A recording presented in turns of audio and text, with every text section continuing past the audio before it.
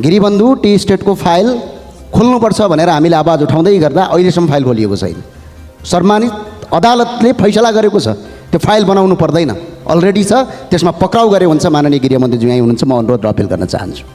अब त आज त के पनि आयो भने यहाँ लगानी सहजीकरण सम्बन्धी केही नेपाल ऐनलाई संशोधन गर्न बनेको विधेयकको अध्यादेश आयो भनेको त यो त गिरिबन्धु टी स्टेटको जग्गा बेचेर अझै खाने अध्यादेश आएछ। यसो अगाडिबाट कान समाउनु र पछाडिबाट कान समाउनु एउटै हो।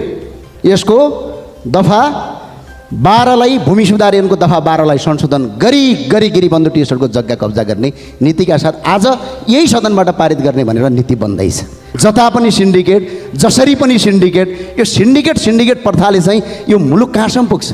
देश बर्बाद भइसक्यो। 6 लाखभन्दा बढी युवाले देश छोड्दैछन् अनि यहाँ तपाईँ हामीले चाहिँ राजनीति गर्छौँ भने खोक्रो भाषण ठोकेर हुन्छ? आज तपाईँको निर्मलाका हत्याराका बलात्कारीहरू आजसम्म पक्राउ परेका छैनन्। ठुल्ठुला भ्रष्टाचारका काण्ड जिउको त्यौँ छन्।